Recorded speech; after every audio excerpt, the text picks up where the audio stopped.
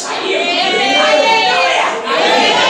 Step yakazadzikiswa. Kana wanga une maronda, skin yako inoita itsva. Nekuda kwokuti unenge wakuenda kudenga. Nekuda kwokuti unenge wakuenda kudenga, mweya wako unenge wozorora. Even uri mukofi unenge wakakorera. Zvino vanhu shungu dzinenge dziripo. Haleluya. Tichikonyekwa hedu kuimba tiripo. Kungoti zuva risvike timuvigayini. Hama yangu, gadzirira rwendo rwako rwekudenga. Nhasi uchiri mupenyu. Tsvaga Jesu vanorarama, Jesu vane musimboti weupenyu hwako. Usashandira zvedu chete, shandira musi wekupedzisira. Munoziva pane pamwe pekuti unongonzwa kunzi panonzi vechechi vauya here, vechechi varipo here, vechechi varipo. Koita rumwe rufu rwekuti hapabvunzwi izvozvo nekuti munhu wacho anga ari munhu wemukereke. Anga ari munhu aingorumbidza Mwari, anga ari munhu aingoda Mwari. Kuda Mwari ndo hwanga huri upenyu hwake. Pane vamwe vanovigwa nekuda kwevabereki kuti vana vamweni vacho ndovainamata ndovachachongovinga pano. Iwewe iva munhu anozikanwa nekuda Mwari. Amazuva ekuti utevedzera Jesu Kristu. It's no longer zvechibalance kunamata Mwari. It is actually fashion kunamata Mwari. Kumunamata mweya nemuzvokwadi ndozvaafashion. Haleluya. Mwana mumwe ane korona yaanopiwa kana achinge afa ari muna Jesu Kristu. Achibvuma kuti Jesu Kristu ndiwo Ishe. Achibvuma kuti Jesu Kristu vanorarama. Haleluya.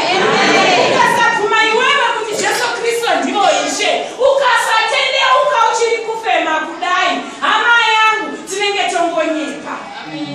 Nzvimbo dzakawanda unosvika pamwe ini nesekuru vangu vandaiziva vaimwakachazvo zvisingaiti vasingamweni kana kuchechi, asi uchitosvika zvotonzi rambai ivo vatiwa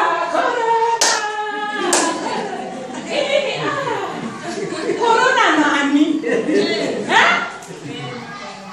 Vanhu tinonyanyoda kufadzana. Mweya wekufadzana, mweya wekuti hanzi ndionekwe, ndo mweya unoita kuti utsauke. Muna Jesu Kristu mune upenyu hwakazarisisa. Muna Jesu Kristu munoita kuti iwewe wakazvimirira semunhu as an individual. Hauna chinokunetsa. Hautendi to the left, hautendi to the right. Unoramba wakamira nekuti unenge uchiziva kuti una Jesu Kristu. Apfeka Jesu Kristu wakwana. Apfeka Jesu Kristu wakatokwana. Ndokusaka ndachiti zvapedo nayo kuti na Jesu ndakakwana. Haunide seine inotyisa fani.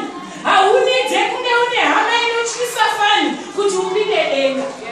Unonida kubhinika nemwoyo wako. Kana wawana Jesu Kristu vanokugadzika kuti unotaura nemadzishe.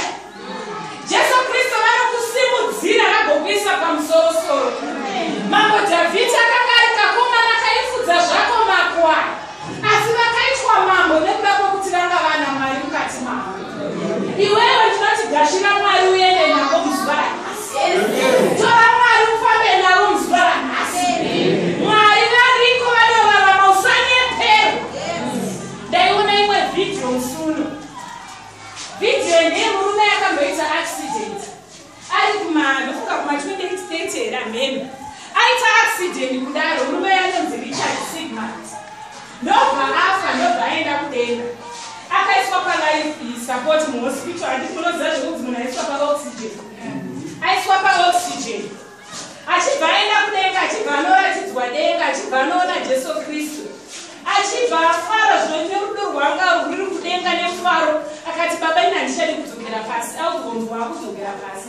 Nguva yako yekufa isati yakwana. Zvikati aiwa inini baba handidi kudi kudzokera kudenga, kudzokera pasi, ndoda kuramba ndiri kudenga. Akanzi naJesu Kristu hazvigoni, enda unovataurira zvawakaona. Gehena ririko, ende kugehena kunobvisa.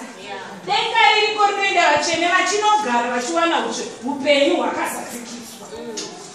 Asi ndobva ataurirwa naJesu Kristu zvikanzi dzokera zvako pasi. Zvikanzi saka baba muchauya rini zvamakataura mushoko kuti ndichadzoka ndokutorai.